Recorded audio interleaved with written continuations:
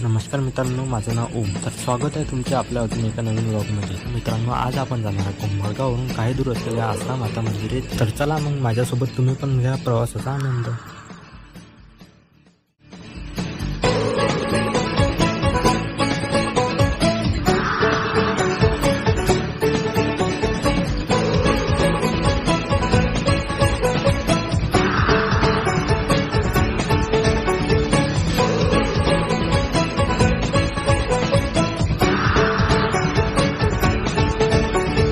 शामें मलंग सी, रातें सुरंग सी, बाली उड़ान पे ही न जाने क्यों इलाही मेरा जी आया।